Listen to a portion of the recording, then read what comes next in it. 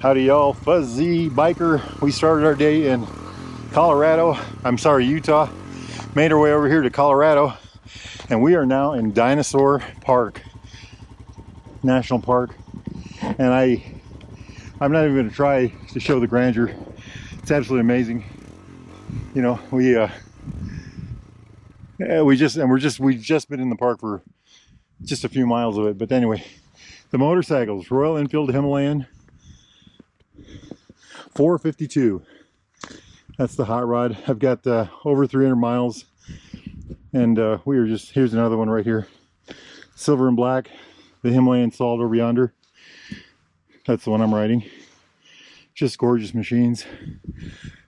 These are true traveling motorcycles, and so they're ADVs, but you can eat up mile after mile after mile of road. Okay, let's talk about the bike real quick.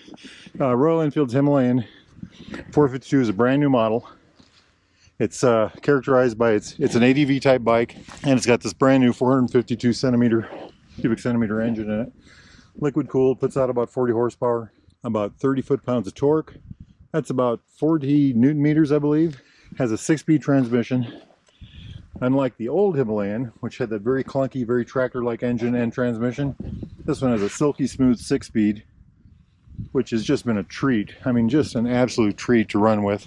The transmission is awesome. The engine is great. Loads of power. You know, we were in rain yesterday and on the interstate passing traffic at, I think I had a 92 at one point. And by the way, we were still getting passed, but that's as fast as we wanted to go. Very good rain coverage, by the way. So I was testing this morning. It's you know, still chilly. We got our coats on. This fairing right here keeps the wind off me from about here down. So there's a big wind pocket right in front of me that goes almost to my shoulders. So this is the tall fairing right here. This is the regular one right here. Okay, back to the bike. 21-inch front tire, inverted forks with a 43 millimeter tubes. There's about 8 inches of travel, about 200 millimeters.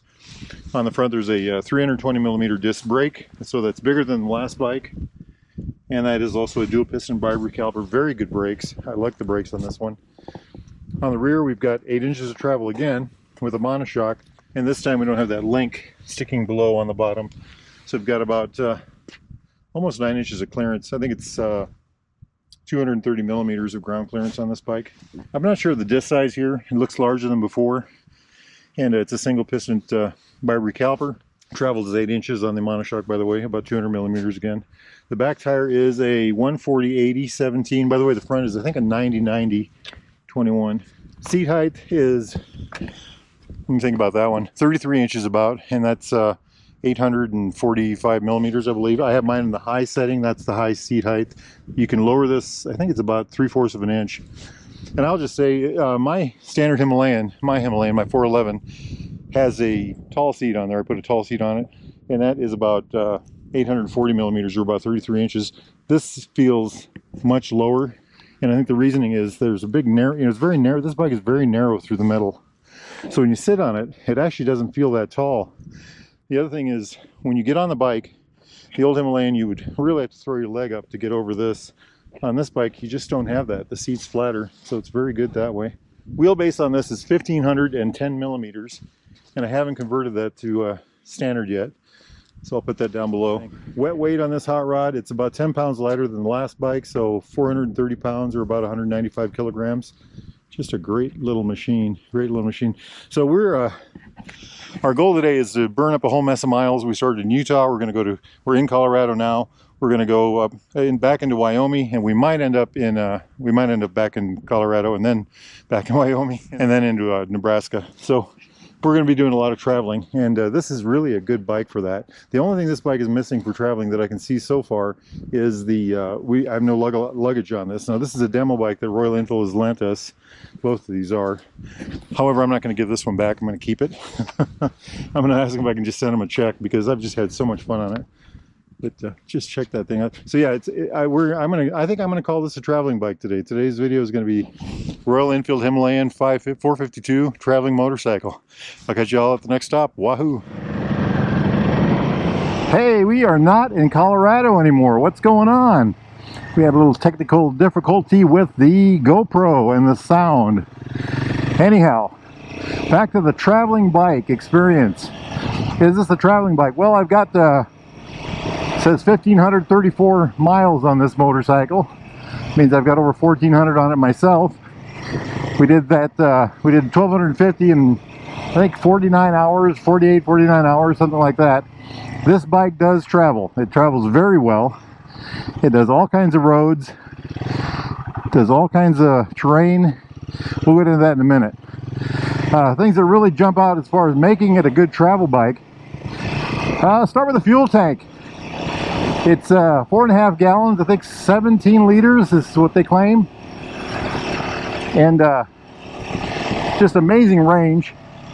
When we were on 2-lane blacktop and, you know, doing our mountain roads and driving, you know, with traffic relatively reasonable, we were getting about 66 to 67 miles a gallon.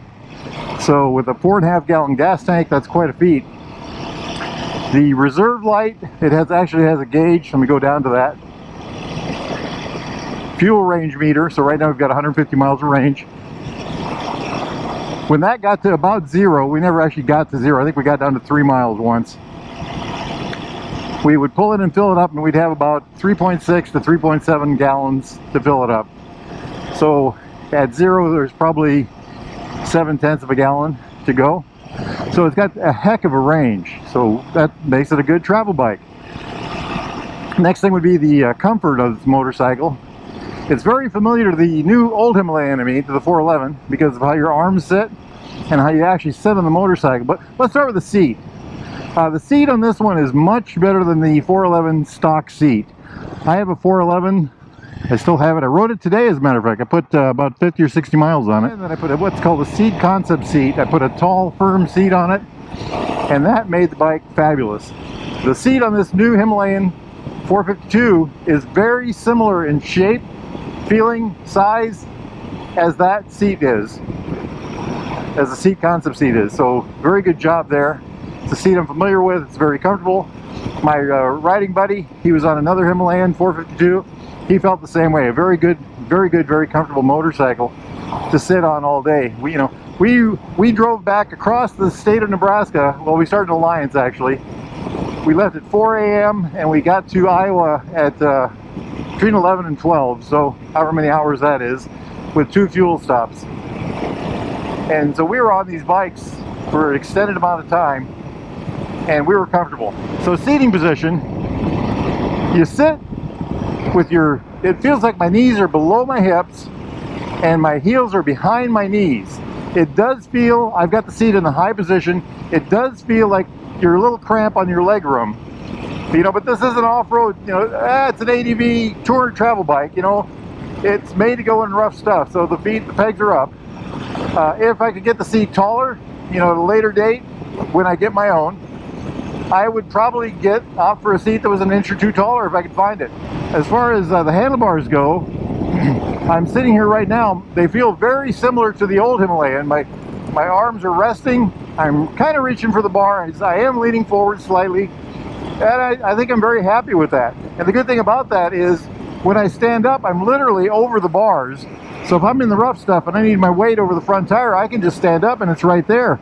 Also, I thought the bike was a little wide when you're standing up, but I was on my Himalayan, my 411 Himalayan today, and I think it was about the same thing. So let's talk about the different areas where you ride a bike like this or you move a bike. So we'll start in the garage. This bike actually pushes around easier than my old Himalayan. I pushed both of these out of the Fuzzy Biker garage this morning, and this was actually easier. I made a statement the other day that I thought this had a lower center of gravity.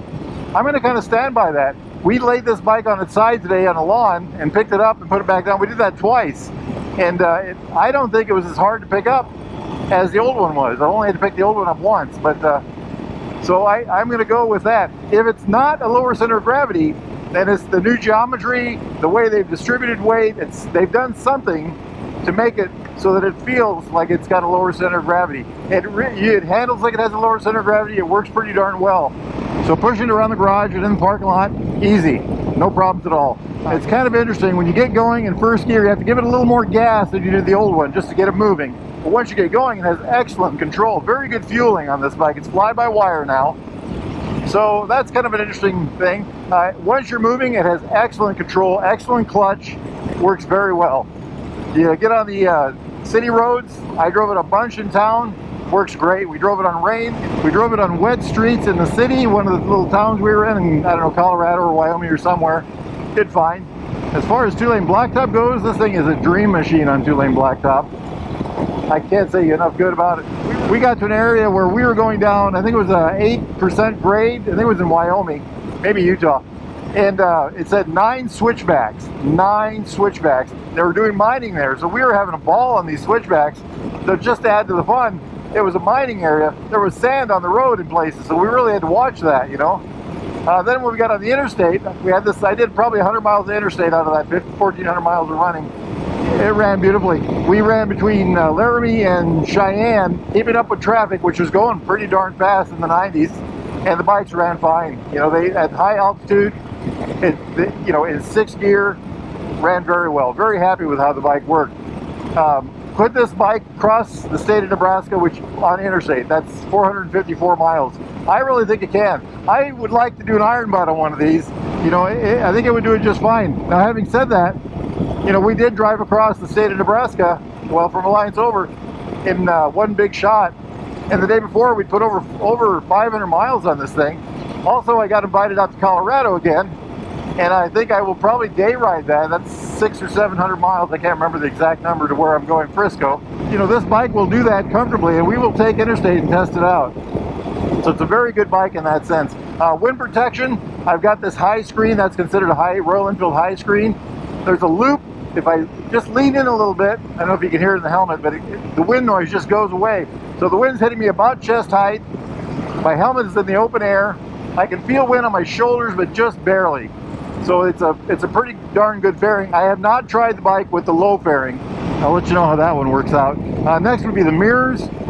I see very little of my shoulders. I don't plan on doing anything with the mirrors at all. I think they're excellent in the position they're in now. Now, I'm going to do a video on this. I'm going to try to shoot it tomorrow where we're going to do the 1,500 mile review. Keep an eyeball out for that one. And I'll go into more detail about this motorcycle. That video should be out in the next few days, and we'll try to do the old Marnie walk and talk, and then the drive around the Mighty Minnetropolis of Marnie. And we'll try to cover some more of the nitty-gritty stuff. I got a lot to say about this bike.